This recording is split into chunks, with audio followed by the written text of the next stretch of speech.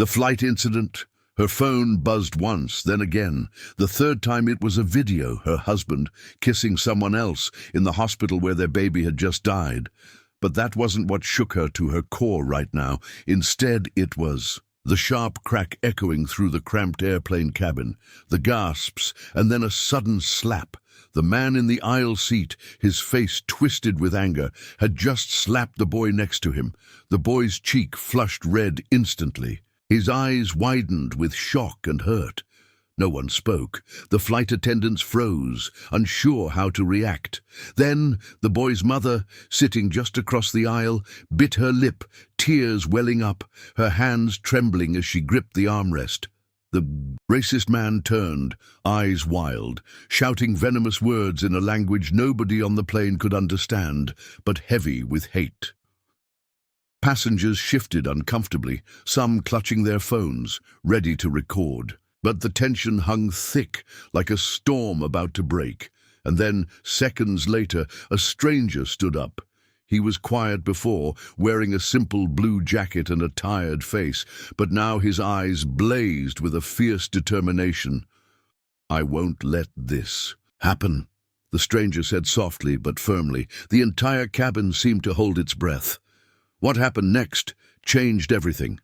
Lena didn't know how she ended up on this flight. She barely remembered booking the ticket, and now the crushing grief of losing her baby barely 6 hours ago made everything surreal.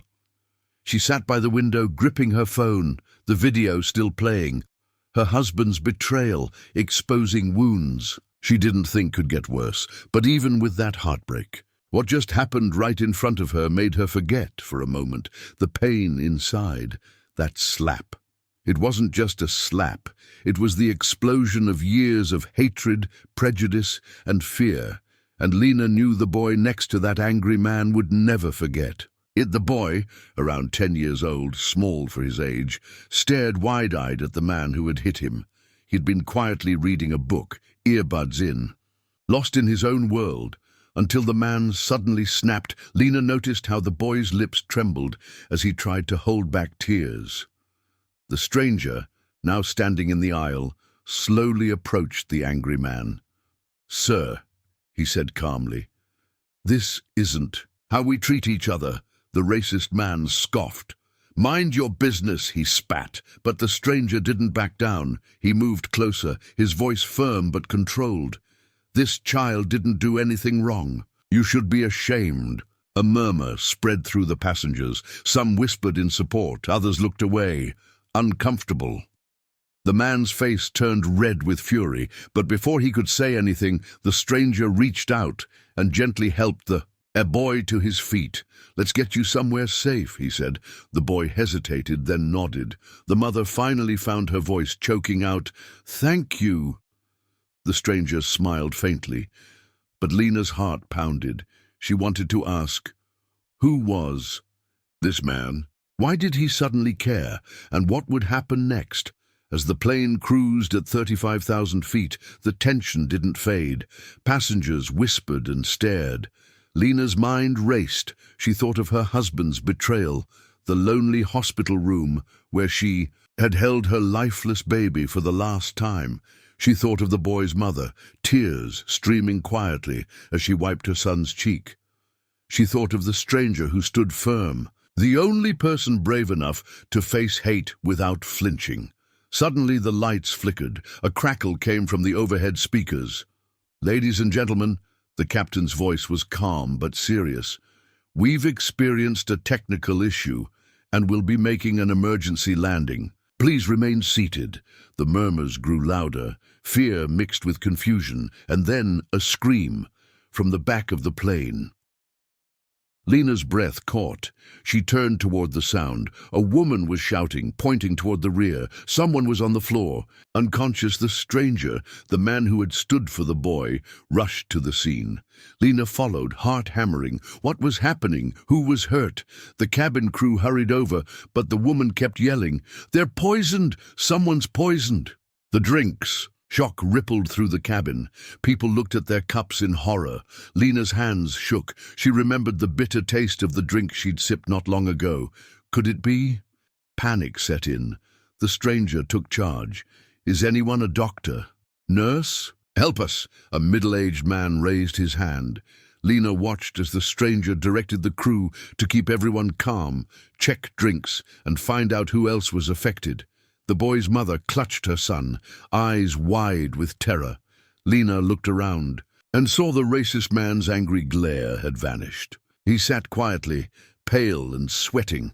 The plane suddenly felt like a trap. No one knew who to trust. No one knew if the poisoner was still among them, and the stranger's calm control was the only thing keeping chaos from exploding. The hours dragged. The poisoned man slowly regained consciousness. The crew announced the plane would land at the nearest airport, but the story was far from over. Lena's phone buzzed again. A new message popped up, a stranger's number. The message read, "We know what happened on this flight. Meet me after landing if you want the truth." Her heart sank. Who was this? What truth? And would she dare find out? As the plane descended, Lena looked out the window. Below, the city lights blinked, but inside, the darkness of secrets and lies hovered, heavier than ever. Her world had shattered. The boy had been slapped. A poisoner was on board. Her husband had betrayed her, and a stranger promised a secret that could change everything. What was real? Who was safe? Lena didn't know, but one thing was certain. Nothing would ever be the same again. The stranger's secret. The plane's wheels screeched against the runway as it touched down, carrying with it a cargo of secrets and fears that weighed heavier than any luggage. Lena's heart pounded in her chest like a drum, matching the rapid beat of her thoughts. The message on her phone glowed like a warning. "We know what happened on this flight. Meet me after landing if you want the truth." She glanced sideways at the stranger who had stood up for the boy, the man who now sat quietly, his eyes scanning the passengers, calculating, guarded. Who was he? What did he know? Her mind spun with questions as the cabin crew hurried to get everyone off the plane. Outside, the night air was cold and crisp. Passengers rushed toward the terminal, whispering and looking over their shoulders. Lena hesitated, gripping her phone tightly. Her phone buzzed again, a call this time from the unknown number. She ignored it. What could she say? "I want the truth," the message said. But what truth? The pain of her baby's death still felt fresh, raw, and unbearable. And now, a poisonous attack, a racist man's fury, and a mysterious stranger. It felt like a nightmare spiraling out of control. She decided to stay back, away from the crowd, near a bench outside the terminal. Minutes passed, then footsteps. A shadow approached, a man in a dark jacket, eyes sharp and tired. "Lena." His voice was low, steady. She nodded cautiously. "I'm David. I was on your flight," he said, sitting beside her. "Why did you send me that message?" she asked. David's face hardened. "Because what happened on that plane wasn't random." Lena's heart skipped. "What do you mean?" she asked. David took a breath. "There's more to that slap, more to the poisoning, and it's all connected to you." Lena's mind reeled. "To me? You must be mistaken." David shook his head. "I've been watching for a while. Your husband, the hospital, the baby, it's part of something bigger, something dangerous." She stared at him. "Dangerous? How? What are you talking about?" David looked around nervously, lowering his voice. "There's a group. They target people like you and that boy. Families broken by secrets, betrayal, pain." Lena's throat tightened. Her husband's betrayal felt like a punch to the gut, but this was something she couldn't wrap her mind around. "Why me?" "Why that boy?" she whispered. "Because both of you stumbled onto something you weren't supposed to see," David said grimly. Back inside the terminal, the racist man sat alone, eyes dark and calculating. Lena noticed him watching her from a distance, and a cold shiver ran down her spine. She was no longer just a grieving mother. She was a target. David grabbed her arm gently. "We need to move," he said urgently. She didn't argue. Together they slipped through the crowd, the weight of unspoken threats hanging between them. David led her to a small coffee shop just outside. The airport. Inside, the dim lights and quiet hum of conversation offered a strange comfort. "Tell me everything," Lena said, her voice barely steady. David nodded, pulling a crumpled folder from his jacket. He handed it to her. Photos, documents, and notes spilled out. Some of them about her husband, some about a man with a similar profile to the racist. "Passenger on the plane. This group," David explained, "is called the Circle. They manipulate people, create chaos, and profit from pain. They thrive on secrets, lies, and control." Lena's hands trembled. "I don't understand. What do they want from me?" David's eyes darkened. "Your husband was involved. He knew something that put your family in danger." Lena's mind flashed back to the video, the hospital, the secret kiss, the betrayal. Had it all been connected? Suddenly her phone buzzed again. A new message.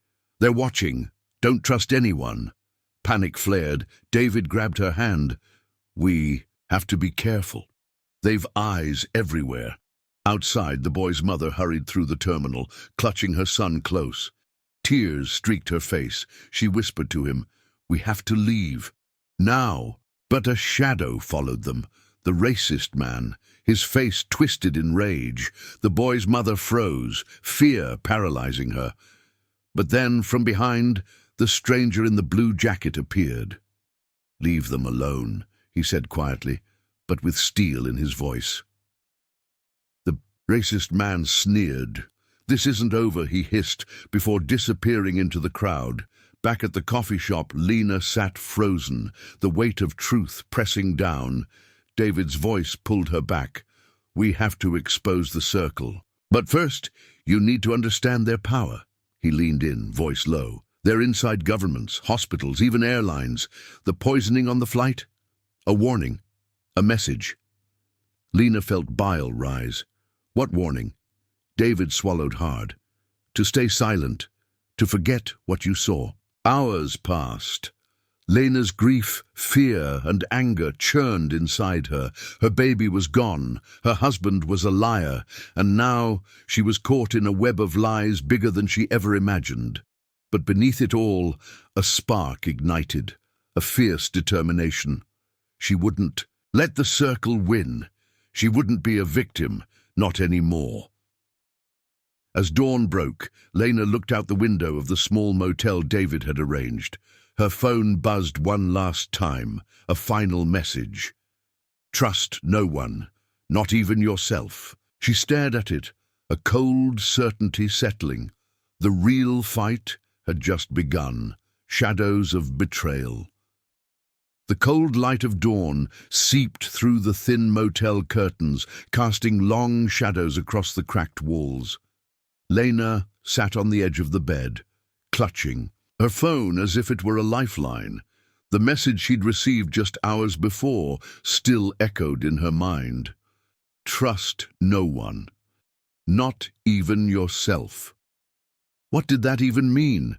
She had always thought the hardest part of her life was losing her baby. But now, the nightmare stretched far beyond grief, into a tangled web of lies, danger, and betrayal she couldn't escape.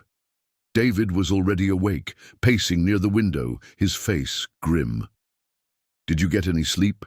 he asked without turning. Lena shook her head. "Neither did I. We don't have much time. The Circle is mobilizing," he said. She looked at him, confusion mixing with exhaustion. "Mobilizing? How do you know so much? Who are you, really?" David stopped and met her eyes. "I used to work for them. I escaped, but they don't forget." Lena's breath hitched. "You were part of the Circle?" David nodded slowly. "It's a secret society, with power beyond anything you can imagine. They control information, people, and even lives. My job was to keep their secrets, but I couldn't live with it anymore." Lena felt her head spin. The pieces were coming together, but the picture was darker than she could bear. "How does my husband fit into this?" David's jaw tightened. He uncovered something dangerous, something the Circle didn't want known. "That's why he betrayed you. To protect you? Or maybe himself?" Lena's mind flashed to the video again, her husband kissing a woman in the hospital where their baby died. Was it just infidelity or something deeper? Suddenly, a loud knock shattered the quiet. Both jumped. David moved to the door cautiously. "Who is it?" he called. No answer. He opened it slowly. A small envelope slid under the door. Lena picked it up, hands trembling. Inside was a note. "Stop digging, or you'll lose everything." Fear tightened around Lena's chest like a vice. She looked at David. "We can't stop now," he nodded. "But we need allies." Lena thought of the boy and his mother. "They're involved too," she said. David agreed. They might hold keys to this puzzle. Meanwhile, across town, the boy and his mother sat quietly in a dingy apartment. The boy, Malik, stared at the bruised cheek still aching from the slap. His mother, Amina, whispered, "We need to be careful, Malik. They're watching." Malik's eyes were wide but fierce. "I won't let them hurt us anymore." Amina smiled weakly, pride shining through fear. Back at the motel, Lena's phone buzzed again. A video this time. It showed her husband in a heated conversation with a man she didn't recognize. "You don't know what you're dealing with," the stranger said, voice cold. Her husband's face was pale, desperate. "Just leave my family alone," he pleaded. The screen went black. Lena felt a new wave of anger and betrayal. Her husband wasn't just a cheater. He was trapped, scared. David's phone rang suddenly, breaking the moment. He answered quietly, then paled. "They know where we are," he said. "We have to leave. Now." As they packed, Lena's mind raced. Who could they trust? Everyone seemed connected to the circle, even David. They slipped out into the early morning, hearts pounding. But outside, waiting in the shadows, was the racist man from the flight. His eyes locked on Lena. "She won't get away," he muttered. Lena and David didn't see him as they hurried away, but Malik and Amina did. Malik clenched his fists. "This isn't over," he said. Amina nodded. "No, it's just beginning." The fight for truth, for justice, and for survival was far from over, and the darkest shadows were yet to come. The web tightens. The cold night pressed down on Lena and David as they moved silently through the back alleys, their breaths visible in the chilly air. Every shadow seemed to reach out like a hand, every distant noise a threat. The weight of unseen eyes made their footsteps cautious, measured. David glanced at Lena. "They're closing in faster than I thought," he murmured. Lena swallowed, hard, gripping her coat tighter around herself. "How much time do we have?" "Not much," he answered. "The circle never lets go once they've marked you. We need to find Malik and Amina. They might have answers, and we need their help to stay one step ahead." Meanwhile, Malik and Amina sat in the dim light of their apartment, the bruises from the flight still fresh on Malik's cheek. He traced the outline of the swelling absent-mindedly, his mind spinning with anger and fear. "They slapped you for nothing," Amina whispered fiercely. "Because of hate." Malik clenched his fists. "I won't let them win," she nodded. "Then we fight back, but carefully. We need to stay hidden." Suddenly, a soft knock came at the door. Malik's heart pounded.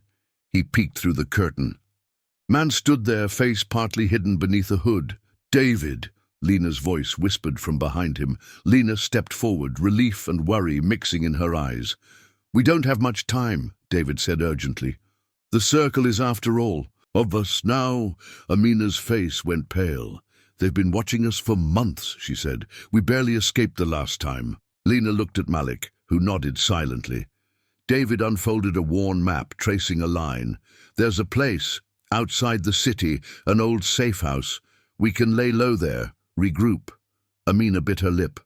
"It's risky, but it might be our only chance." As they prepared to leave, Lena's phone buzzed again.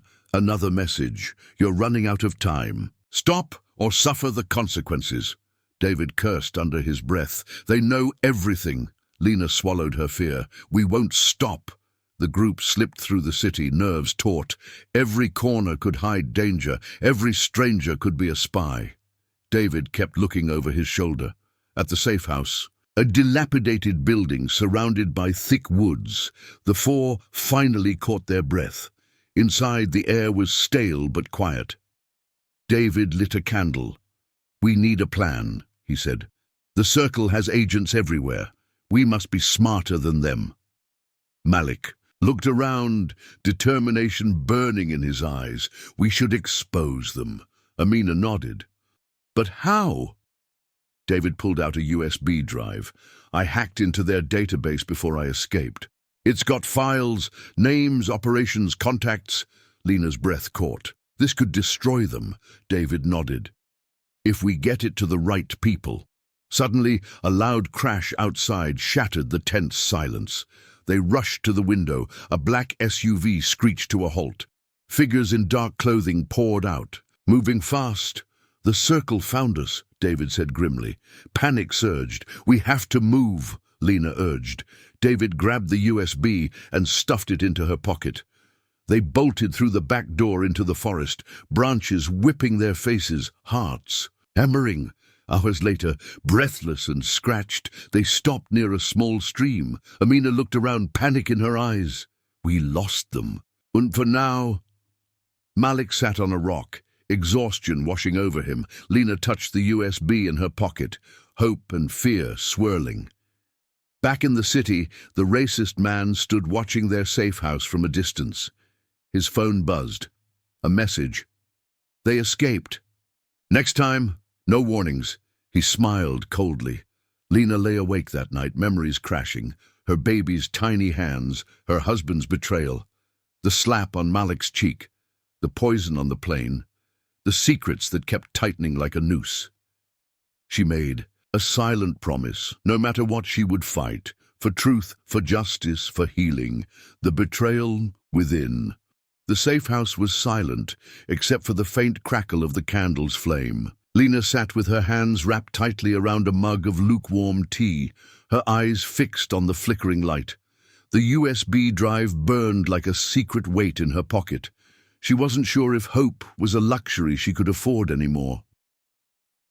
David paced restlessly across the room, every so often glancing toward the door as if expecting it to burst open. "We have to get this data to the media," he said. "If the Circle's secrets go public, they'll lose power." Malik stood by the window, the bruises on his cheek now fading, but the fire in his eyes stronger than ever.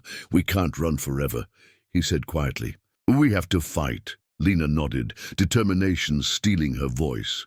"But how? They're everywhere. We don't even know who to trust." David looked toward the shadowed corner of the room. "Which is why we have to be careful." Suddenly, the faint sound of a door unlocking made them freeze.